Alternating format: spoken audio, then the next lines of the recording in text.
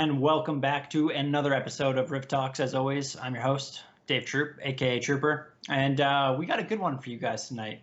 I'm going to get right into what's been going on. A lot of stuff out today, especially with this new champion, Aphelios, being announced. And, no, excuse me, he looks hella busted. And also, by far the most complicated champion that League of Legends has ever released. So, we're going to have to really take a look at this one and kind of get our heads around it because there's a lot there to go over. And I know a lot of people are confused with the kit. They don't really understand it. So essentially, this guy has 5 guns. Doesn't have a E as a spell. Essentially, he has 2 spells. He has Q and R, basically. W allows him to change between 1 gun and a second gun. So you'll have like 2 guns at a time, like his primary and his secondary.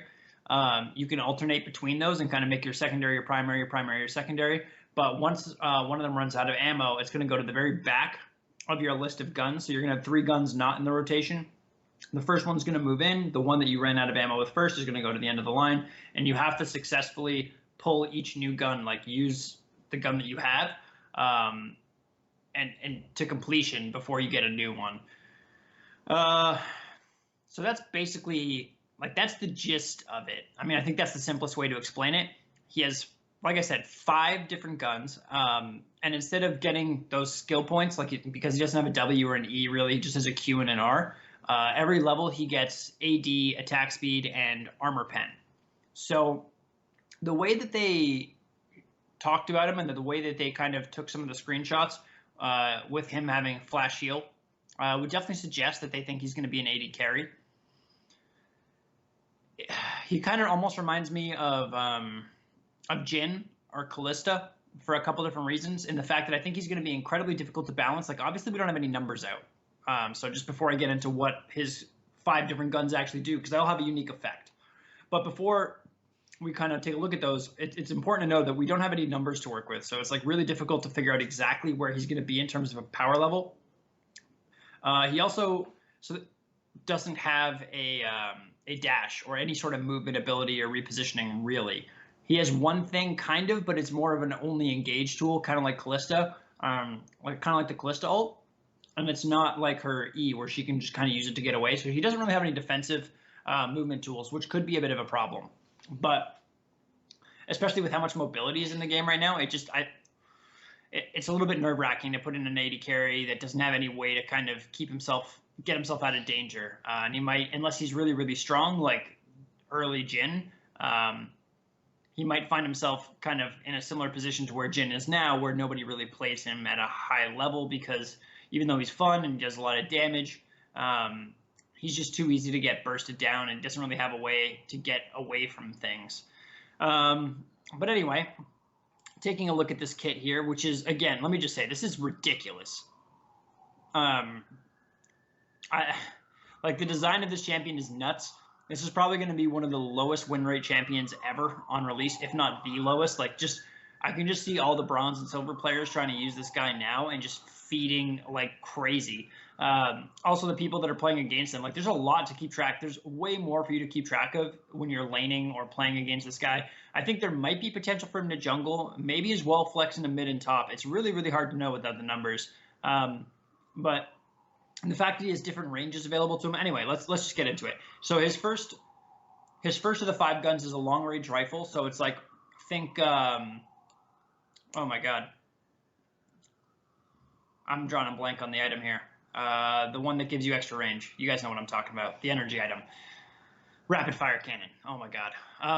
So yeah, think that. It gives you extra range, and if you hit your Q with this item out, with this gun out, I should say, then your next auto attack is kind of like an Akali second E, where it's like a global teleport to her. Now, it's not global like a Senna ultimate, because you have to have hit her with you have to hit a champion with your Q first. So the Q does not mention anything about it being global. I'm assuming it's going to be like a regular skill shot range. It might be long, might be short. We don't know yet. This is, again, we don't know the numbers.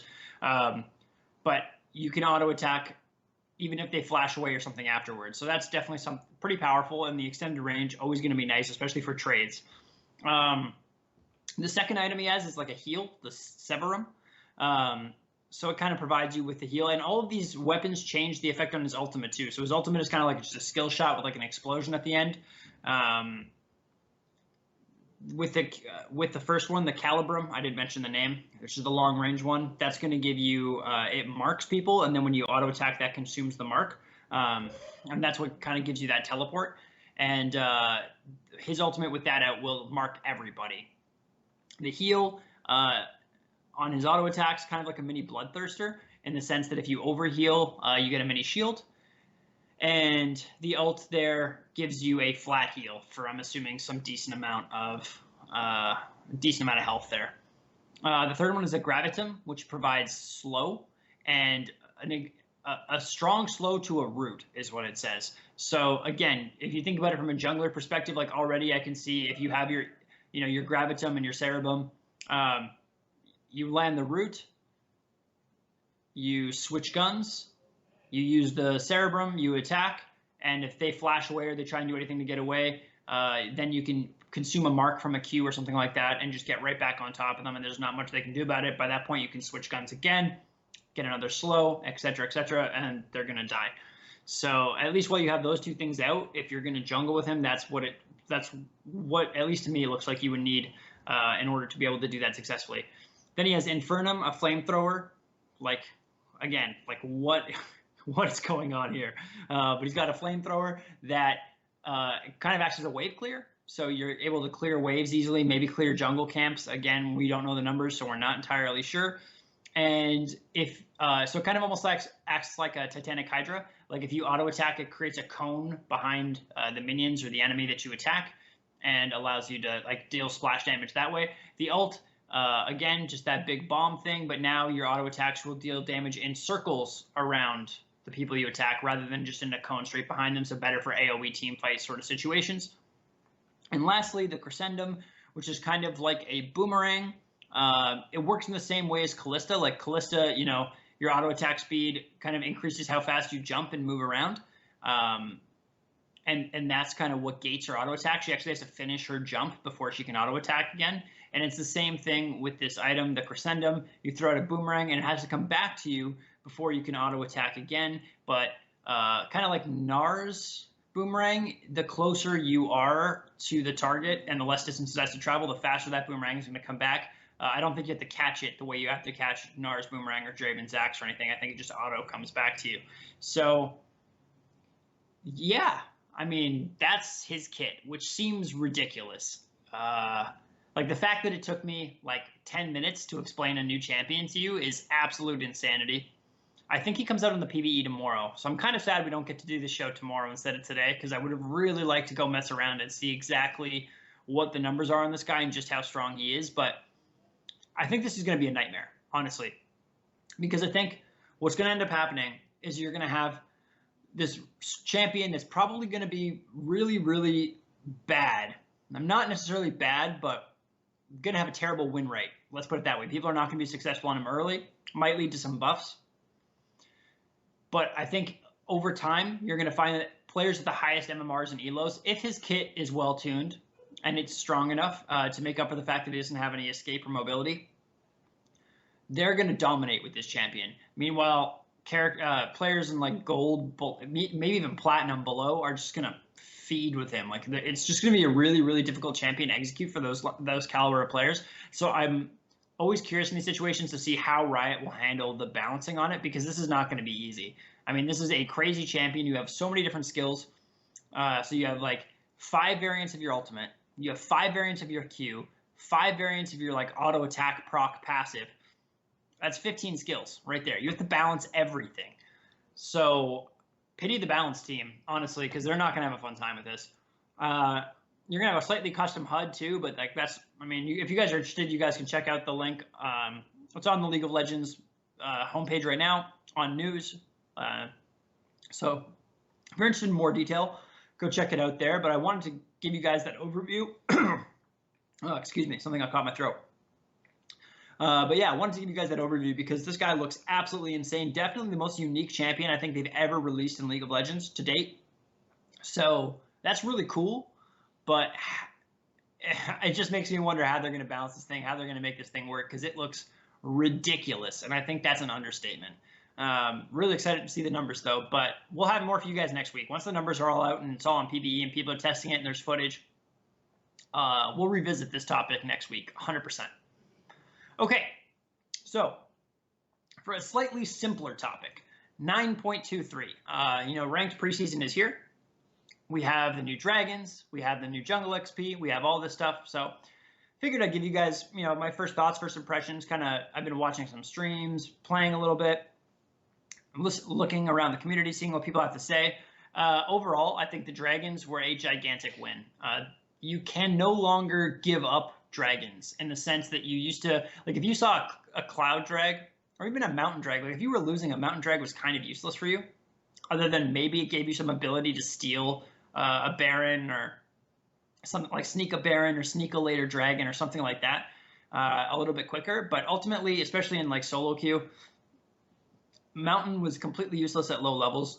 Cloud was an underappreciated in the sense that people didn't realize that like that movement speed out of combat really allowed you to rotate from lanes faster, especially if you had 2 or 3 of them. Didn't really seem to matter. Their health is a little bit low, so they're getting taken down like really quick, which is a bit of a problem because it is too easy for characters like Olaf or Yi to just go in there and steal them. But overall, like, that's a tweak, that's a minor tweak to kind of fix that. But I think it's overall really, really good change. I really, really like the new dragons, and I think a lot of people overall, like, despite that one thing that I just mentioned about them being weak and really a little bit too easy to take, they like the effect that they have on the game. Let's put it that way. The issue comes, and this is actually kind of tied to the second point that I wanted to talk about with this patch, which is the jungle XP. So right now, hard farming junglers are really, like junglers that can clear their camps really, really quickly are really, really, really powerful. And you kind of see here this Reddit thread that was out there today, and I actually kind of agree with it. So Udyr especially, because he has strong early presence, but he can also farm. Lee Sin as well, pretty good at farming. If he just wants to, AFK his jungle, like he has pretty good clear. Not quite as fast as like a Nocturne or something, but still pretty good. But anything that is really strong skirmishing, because the jungle XP was lowered and there's no catch-up XP, if I'm playing jungle and I invade you and I kill you early, I just own your soul now. You can't go into your own jungle. I can find, like, I'll be up 2, 3, 4 levels on you the entire game. And that's really, really hard to come back from. You can't contest neutral objectives at that point either, because if I'm 4 levels higher than you, how can you win a smite fight? Like maybe in bronze you will, because God knows what people are doing down there. But at anything past gold, you're probably not going to win a smite fight if you're 4 levels down. Like you can't contest neutrals. You can't start neutrals unless their jungler's dead, which is going to be hard for you to do when your jungler's 4 levels down. He's probably gotten lots of ganks off that your jungler can't counter. So it puts you in a really, really bad spot. Really, really early aggression in the jungle is really heavily rewarded right now. I don't know what they can do about it other than reverting the catch-up XP change. Because right now, too, the other thing is that you as a jungle have to be so efficient with your ganks. Like I play a lane. I'm not really a jungler at heart. So I actually love it because junglers are, if you're playing safe and it doesn't look like a sure thing gank, junglers are way less likely to come and try and gank your lane now because they can't just sit there for a minute and a half and just like try and get that kill. Like they're losing way too much XP. They're missing out on way too much time to do that.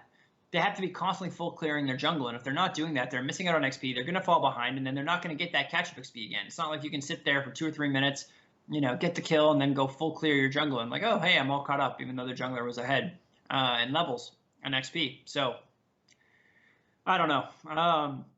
The jungle is definitely the wonkiest part of the season so far, for sure. We'll see what they end up doing with it. I definitely think that's going to be changed. I think that the dragon will probably be, the dragon itself will be buffed in terms of how much health it has to make it a little bit more difficult for you to take, especially with like an Udyr or an Olaf or a Yi at like level 5. Like that's kind of ridiculous.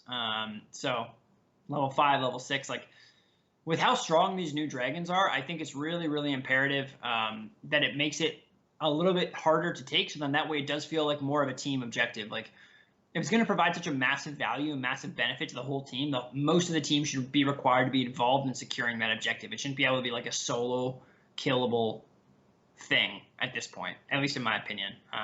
If you guys have different thoughts though, or different points on that, I'd love to hear them. Because at this, like, this is the beautiful thing about preseason, right? Like, it's just a giant mesh of insanity. Like, nobody really knows what's going on. So, anyway, we'll see what they end up doing with it. But overall, really do like the changes. The new lethality items, they seem to provide a bit of diversity. I mean, they only affect like melee assassins, really. Guys like Talon, Zed, Yasuo, not even Yasuo really, because he builds great attack speed. Pike. But the majority of champions aren't really that affected by those changes. I do think it provides some nice diversity. You can kind of have a little bit of fun experimenting with them, but that's definitely not anything game breaking. I think that those items are mostly in a pretty good spot. We don't have a Black Cleaver from a bunch of years ago, guys. Relax, we're good there. Nothing that seems overly ridiculous.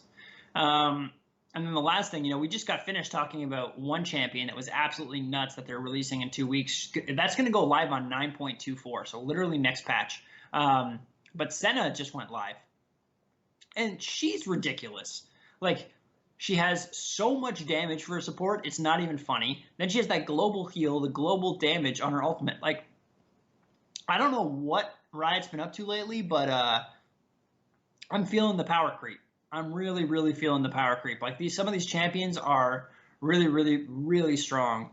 Senna's definitely one of them. She looks like very viable. I would not be surprised to see a nerf come in the next 2 to 4 weeks, next patch or two. Obviously, she is very squishy. If you do get on her, she does die. So in that sense, I think she's a great solo queue support. How she'll transition to competitive play, I'm not entirely sure. I don't think it'll be that overbearing, just because at that level, people know how to avoid trades or take beneficial trades and kind of all in and realize that if we just sit here and poke each other, we're going to lose. But if we jump all in on them, then we might actually have a chance. But her kit provides so much, that invisibility, untargetable by skill shots thing. Like, you have to click on them, but that's kind of hard, like how they move and stuff. And it's weird and hard to do. You can't hit them with any skill shots to break it if they're running away. So if you get out of auto attack range and then you pop that like ghoul form thing, then it's really good. She has like an AoE root that people are getting better at dodging for sure. The first day or two she was out, people were running into that left, right, and center. Like, you'd get hit by it, and then 3 of your teammates would walk right next to you and be like, oh, what's happening here? And then they'd all get rooted, and then you'd all die. It'd be brutal. I think people have figured that out now, though. But she's really strong, too. So, a lot of fun, though. If you guys haven't given her a try yet, highly recommend you do so, especially if you're one of those people who doesn't like playing support because you want to be able to carry the game harder, do more damage. She'll fit into your wheelhouse very nicely. Okay, so now for the big competitive news, the off season. A lot to talk about now. So, last week it was just really like the official off season hadn't started yet, so it was all really just rumors and speculation. But now we have some confirmations. Okay, so let's start with 100 Thieves, Cloud9, and CLG. So 100 Thieves has taken Meteos, formerly of Optic Gaming. Now that's Immortals. But he's going to be the jungler for 100 Thieves this year. They obviously had Zix as head coach, and now Stunt is there in the support role. That actually just got announced like a couple of hours ago, maybe like 8 hours ago, around noon today Eastern. So that is the beginnings of a roster there. Not really seeing anything that makes me think that that's going to be like some world breaker team. I think that is probably going to be in a very similar spot. Maybe a little bit better, potentially, but we don't know three pieces on the team, so it's going to be difficult to know. Sven and Vulcan are the bot lane for Cloud9, so Sneaky is gone, as is Zeyzal, obviously. We mentioned that last time. Zeyzal heading over with Svenskeren, leaving the team. But Vulcan, we're going to get to his contract in a minute because that was ridiculous, but he is now on Cloud9, and I'm assuming Licorice is going to come back. I'd be very surprised if Cloud9 doesn't bring Licorice back unless some team offers him a lot of money, Cloud9 a lot of money, and they can sell out the contract. But yeah, I think Cloud9, this team is really going to start revolving around Licorice, so hopefully they can keep him and bring him back, and then that Sven Vulcan bot lane looks pretty good. Okay, and for CLG, we have Power of Evil leaving, Biofrost leaving, so we have Crown in the mid lane and Smoothie in the bot lane. 6A is still going to be there at ADC. That's great. I thought he was playing really, really well towards the end of last season. So excited to see what that bot lane can do. Obviously, Smoothie coming from TSM last split, not the successful in time there that he wanted. So he is now on CLG. All right, let's go to Clutch now, aka Dignitas, EG, and FlyQuest. So the only person we know on Clutch is Huni. I would not be surprised if teams are trying to get to Monte. Not sure about Lyra. Vulcan obviously will not be returning as he has found himself a new home on Cloud9. Cody Sun, they really need to bring him back because I thought he was a big part of that team last year. And, you know, it's too early to say anything about them still, really. So we'll just kind of leave it at that. Evil Geniuses making the biggest moves just in this offseason so far, picking up Svenskeren and Zeyzal from Cloud9. Really, really strong support and jungle. And, you know, those are two of the key pieces of the brain of your team, right? They're going to be working together to get vision. They're going to be making the plays in the early to mid game. So I really like the foundation from Evil Geniuses. Bang, obviously, a very talented ADC, so that's looking promising as well. Really, really excited to see what they do there because I think there's a lot of potential for that team depending on who they get in their solo lanes to fill out that roster. That could be a strong team in their very first year in the LCS, which should honestly be really cool because that's obviously one of the most reputable brands in all of esports. So to see them have a grand entrance into the LCS, fantastic. I'm all about it. Okay, and then FlyQuest. Oh, okay. Apparently some breaking news here. Cody Sun's actually going to 100 Thieves. Wow. Okay, so take back what I said about Clutch. They've now just got Huni. So, and, you know, Aframu is going to be on the bench, or maybe he's going to a different team. Who knows? It does look like Stunt is going to be starting on 100 Thieves. So, damn, that's going to be strong. FlyQuest, honestly, just garbage team last split and last season in total. Ignar, the new support coming from Korea.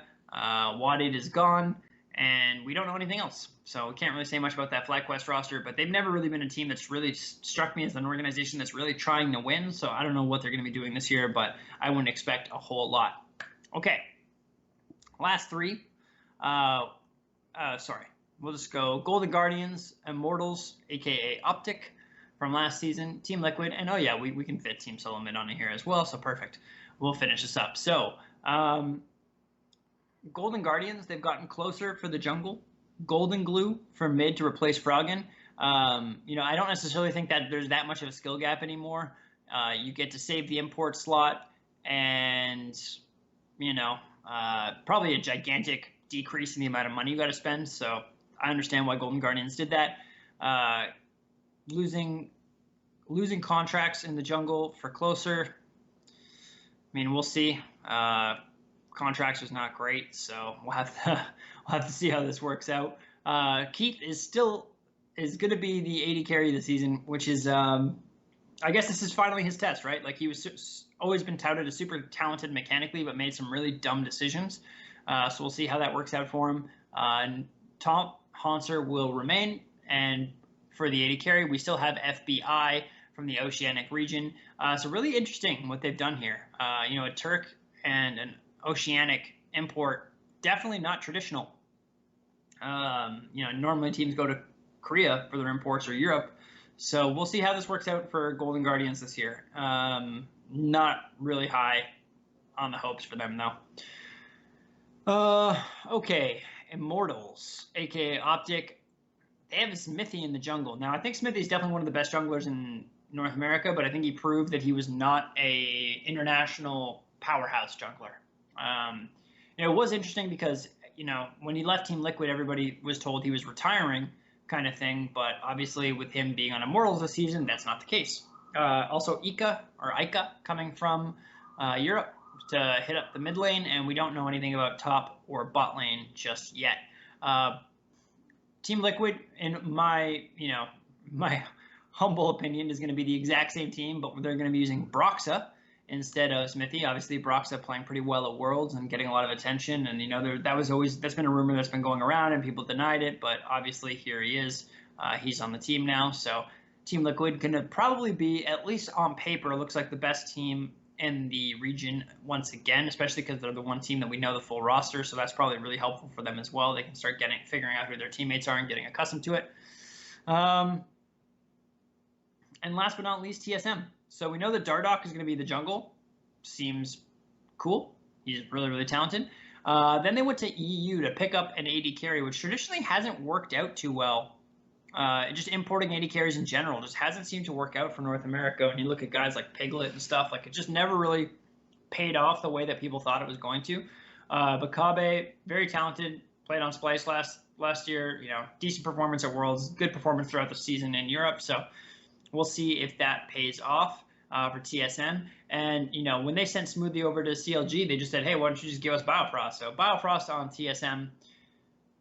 We'll have to see how that goes. Looks good. Looks like a decent bot lane, pretty strong bot lane. I like Dardoch in the jungle. He's aggressive. Mid Bjergsen, obviously. Broken Blade. The reason I think they haven't announced Broken Blade is it would not surprise me if TSM is going after Licorice. Just my thought. Could be wrong, but my thought is that they're trying to see if they can figure out a way to get Licorice from Cloud9, because that would make this a pretty good team, I feel like, and definitely at least a legitimate threat to be in the top, 2 or 3, especially with how they performed last season. That's what TSM's ultimate goal is to make themselves again at one of the top teams in North America, so they can get themselves to World represent that brand that has so much prestige behind it. Pretty crazy roster season so far, off season so far. A lot of roster changes, some big moves. EG, I think so far is really the big winner. Team Liquid managing to grab Broxah for Smithy. I think that's an upgrade, honestly. Smithy did his time, played well, but at this point, I think it was clear at Worlds they needed to do something. And to me, Smithy was the obvious, most logical choice. So I would say, and maybe potentially TSM, especially if they get Licorice, then TSM as well would be the 3 winners so far in this offseason. Considering we don't have rosters, I mean, we know that Clutch lost their bot lane, and that was a big part of what made them good. So, now Dignitas is looking like the biggest loser in this offseason so far. And then for teams like FlyQuest, I don't know what they're going to do. I don't know who they're going to pull in. So they might just have a very similar team to last year, and we saw how that performed. It wasn't inspiring, let's say. So, I don't know. They don't look like they're making many moves either. But that is the roster change section. And again, we'll be back next week with more talk about that.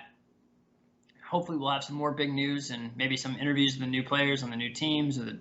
We'll have some more information on why certain decisions were made, etc. And that'll be all really fun to delve into.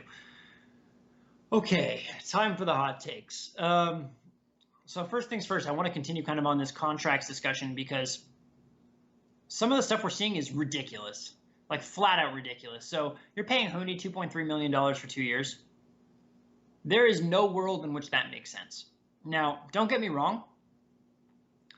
I like players getting paid, okay? I want them to get paid. I want them to have a living. This is a really stressful job. You can't do it for that long. You need to make some money to make this worth it. I get that. $1.1 million, like flat salary though, and then you can stream on top of it. That's a lot. And again, if all the teams were super profitable and everybody was making tons of money everywhere, I would, be totally on board for it. The thing is, I don't think this is sustainable at all. When you have teams paying $10 million for a buy-in or $20 million for a buy-in to get into the league, then you have, if they want to buy out a player like Vulcan, who, like Vulcan, don't get me wrong, he's not bad. He's a solid support, good player. But is he that piece that's going to make you a championship team? I mean, I don't think so. And his contract just to buy it out. So take that in. That's not what they're paying him. They have to pay him on top of that, probably a couple $100,000. But they had to pay $1.5 million just to get the rights to pay him. That's insane. At the end of the day, guys, these teams do have to start making money at some point. And with salaries like this, I don't see where that's going to happen.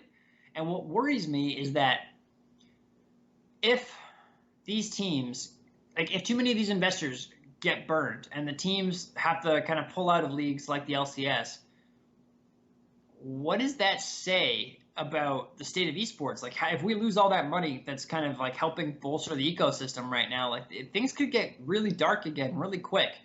And, you know, if you're somebody like Huni, I kind of get it. This is probably the last contract that's big you're going to sign in your career. You've been a veteran. You want to get paid and go home. Okay, I get that. But if you're a younger player, this should worry you. And, you know, like I realize I'm probably talking to like an 18 or 19-year-old right now. So all they're thinking is like, sick. Like I just got $500,000. I just got paid $1 million, man. Like I'm like super happy. Except it's better, you know, especially if you're a young player, you think you can play 5 or 6 years, maybe more. Like you can have some double lift style career. It's better to make like 500 grand or 250 grand over the course of 8 years or 5 years than it is to make, you know, 500 grand or $1 million for like a year or two, and then the whole league kind of just folds in on itself because none of those organizations can pay these outlandish salaries. And this kind of brings me to a point, you know, Mark Cuban took a lot of flack for this, but he said that owning an esports team is a terrible business. And, you know, I've been around the industry for a long time. I know a lot of people in a lot of different positions in the industry, specifically esports and, you know, teams and like all that sort of thing. And yeah, being a team owner right now is rough. You had to sell your soul. You had to sell, like, think about this, guys. These guys worked day and night for years when nobody cared about esports to build these gigantic brands that everybody knows and loves today. And these guys had to sell like insane parts of their company, like 50% more in some cases, to get the money to compete in a league like the Overwatch League or the LCS or the Call of Duty World League. And when you have somebody like Nadeshot, who made his, you know, founder of 100 Thieves, made his name in Call of Duty, looking at the CDL, the Call of Duty World League, CWL, and saying, do you know what, guys, this is not worth the investment. We're out. We're not getting into this. Like, that should be a massive eye-opener for everybody. That the amount of money being asked for right now, like, I think first and foremost, we have to start with the developers. Like, asking for $10 to $20 million for a buy-in slot is ludicrous. And for a bunch of companies that say that they want to prop up esports and help esports grow, to me, it sure looks like you're trying to kill it, because nobody's making the return on that in a healthy period. Nobody's getting their money back and then some in, you know, a 5-year, 10-year period. Like, this is a decades-long play. And based on what I've heard, you know, from investors and people who have looked at the space, etc., this is not something that's being communicated. Like, a lot of the people who are benefiting from these investments, you know, some team owners and a lot of, like, you know, I hate to throw this out there, but, you know, the companies like Riot and Blizzard are kind of thriving off of the ignorance of big investors on this space, and the confusion between what's a stream number, and, you know, if you have like X number of viewers at the World Championships, how many were from North America? What does that market size look like? Who can I actually advertise to? What is that? Like, it's not, these guys don't really understand that they're not going to get their money back. Like, not for a decade, maybe more. This is a really, really long-term play. And for something with as much risk as this new industry to be that long-term of a play, I don't know. I mean, I hope they got the right guys, but I think that Cuban is right. That right now, at least for the time being, if you want to get in esports, you're trying to figure out how to start a company that can be in the space, figure something else out, man, because being an esports team owner is gonna turn your hair gray. Your beard will look like mine. You know, it's just gonna go nuts. It's just too much money, and there's no real way for you to make money back. I mean, sponsorships and stuff, sure, a little bit of it, but like, you're not recouping a $15 million investment into a league for a spot when you're then running a team house and paying, by the looks of it, like maybe $5 million in salary, maybe a little bit less. Okay, let's call it $3 million in salary for just your players. Then you have your coaching staff. Then you have any of your support staff in terms of, like, you know, organization, management, etc. And then you have a team house. usually in California. I don't know how much you guys know about California, but houses are expensive. So this, I don't know. It's something that's been on my mind a lot lately. I'm getting more and more concerned with where we're at in terms of an ecosystem, and how much money is being asked for by some of these companies that don't really have a way to repay it in any sort of feasible manner, in any reasonable length of time. Like I said, this is a decade-long thing, not a couple of year investment thing. So we'll see. We'll see what they do. But yeah, just something to think about, guys, when you see these contracts coming out. It's not. I don't know if this is going to be sustainable. The other hot take that I wanted to get into quickly before we wrap things up with some TFT greatness is the Cloud9 ruling. So for those of you guys who missed the story, Cloud9 basically offered a bunch of their players stocks through the employee stock plan. Now, I think the number one thing here is that they did not tell Riot. And Riot, if you've been a League fan for a while, you know that the one thing Riot hates more than anything is not being in the loop and not having all the information and not being kind of told everything like they're the boss, right? But anyway, so because of there's a specific rule that basically says that players cannot own their organizations anymore. Used to be no problem. You had Reginald, Hotshot, etc. But they kind of said like, hey, if we're going to be more professional, you can't do that because then that really messes up the relationship within the team, right? Imagine your mid laner's part owner of the team and you want to tell him he makes a gigantic mistake in lane or on executing a gank or doesn't come for a dragon or something that was a free win. If he was just there, but he decided to farm a wave instead or something. And he's the owner. What are you supposed to do? You can't yell at him. So I get it.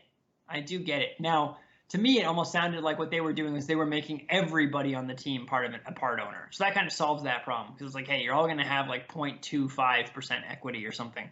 And they were paying that in lieu of salary.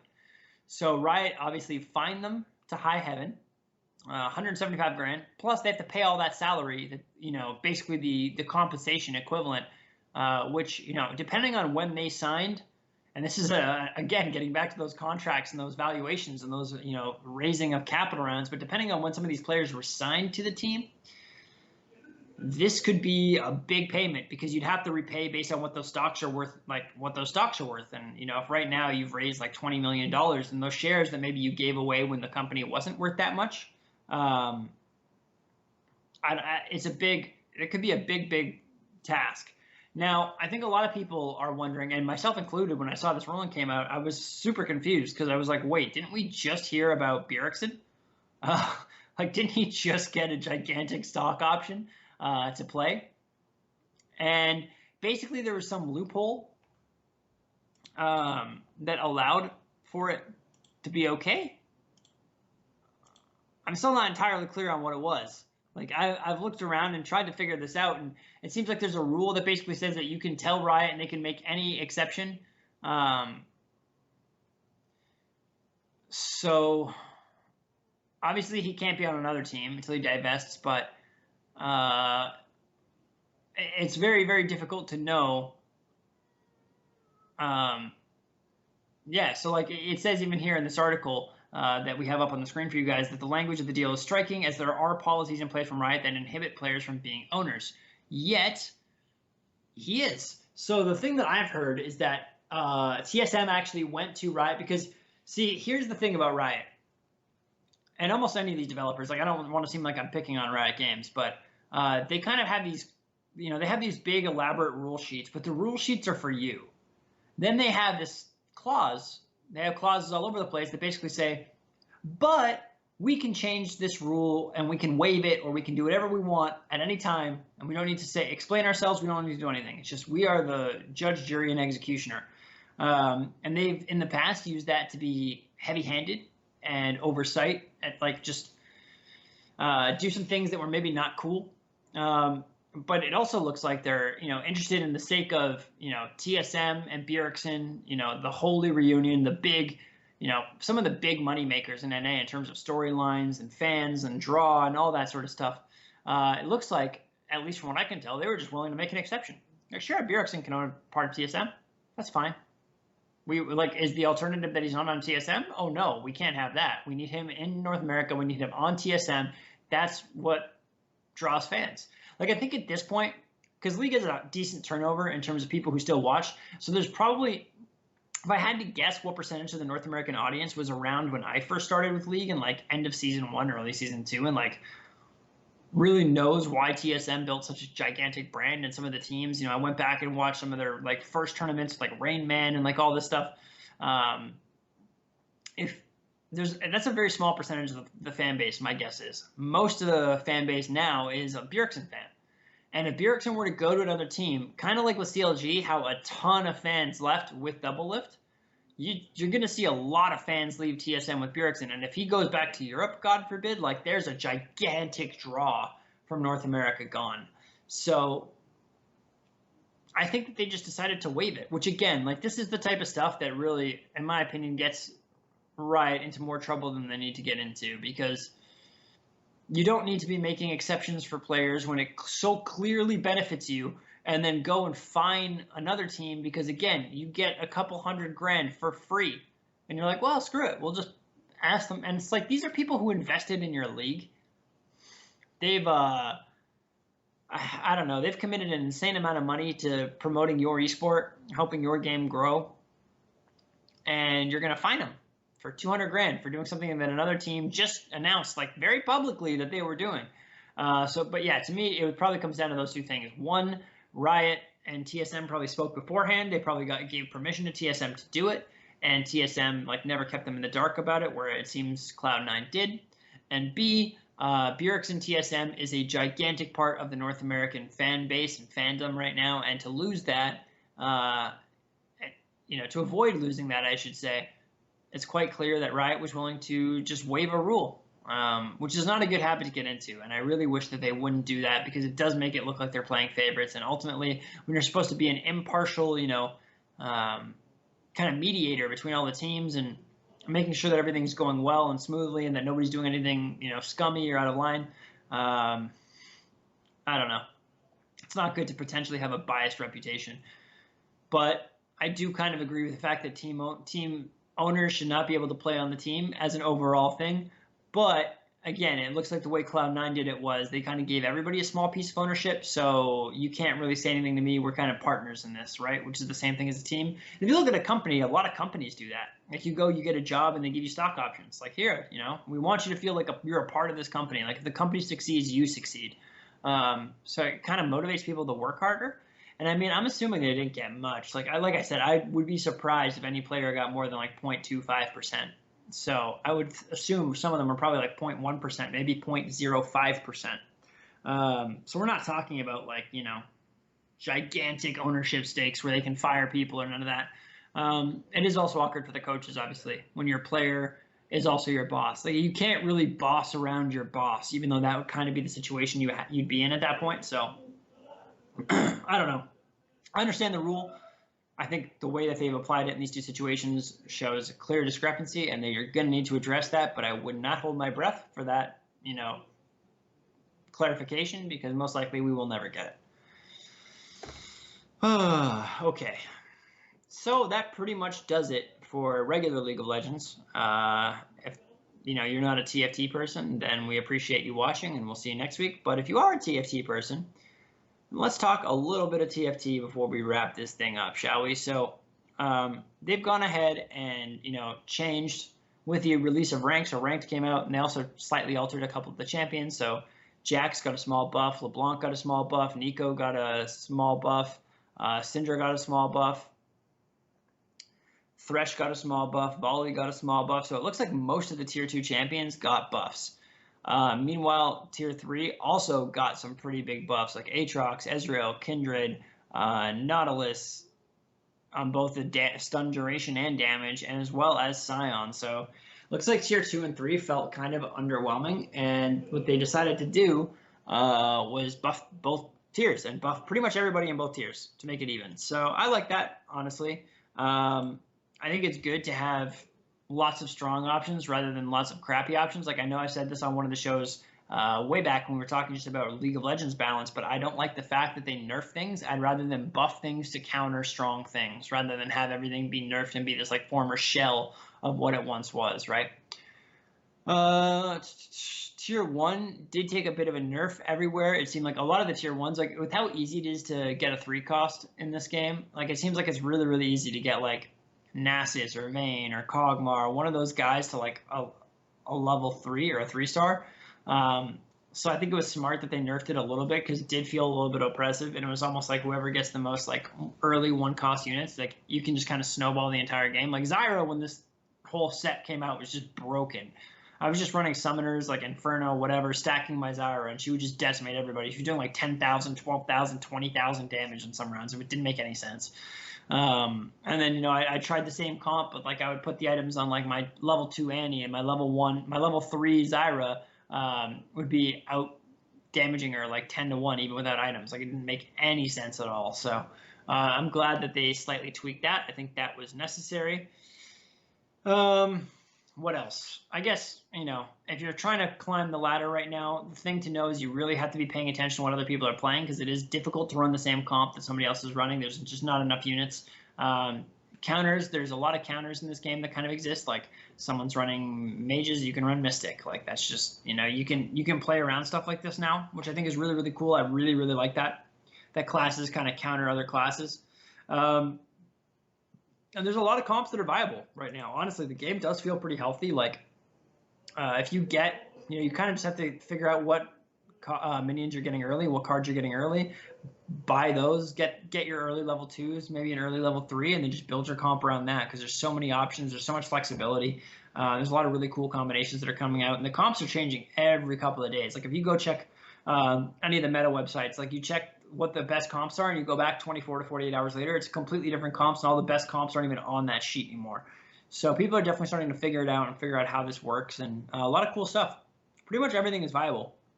The one thing though is that Woodland Druid is stupid early game, and I don't know what they can do because I felt like on the last patch you had Brawlers and Knights that were both Brawlers, not so much actually, sorry, it was Knights and Nobles, that if you got them early, like you got 2 Knights early or you got the 3 Nobles start early, that was a really, really strong start. And you could kind of build the team off to the side while you figured out what to do. And not panic because your Nobles or your Knights or whatever, we're just going to carry you through. And I feel like that's Woodland Druid right now. Like if you get all 2-star, like if you get like a Nico or a LeBlanc and then an Ivern Maokai early, you can put your items on them because you're, especially the Ivern and the Maokai, you're going to sell those champions. They're not good late game units, but they do so much healing early game with that 40 health regen that it's nuts. So it's really, really difficult to take them down, and they will just get you through the early game by themselves. And you can build your comp on the side, econ a little bit, and it's really interesting to see that. But I think they need one more at least sort of set of champions like that can work like that in the early game, because right now it just feels like whoever gets the Woodland Druid, like the best Woodland Druid start, is probably going to be at 100 health until the second carousel, maybe. I mean, like this, not counting the opening carousel, but like the second full set of rounds, like round 3-1 or 4-1s, excuse me, is probably when that comp really starts to fall off, and you need to have your other comp kind of built and ready to insert by that point. Yeah, I think that's about it. Poison is really, really good, and so is Predator. So if you're looking for those things, you can go Poison Predator. You can go Glacial, Poison Glacial, really, really strong. I'll give that a try. Let me know what you think. And best of luck climbing the ladder in TFT. And if you have thoughts on the preseason, I'd love to hear them. I really want to know what people are thinking when it comes to everything that's going on right now. So whether you're just a casual fan or you're an analyst or somebody who really takes the game more seriously, please let me know what your thoughts are. What do you like? What don't you like? And maybe if anybody sends me anything good, we can bring that up on next week's show and we'll discuss it then. But thank you guys so much for watching, and we'll see you next time.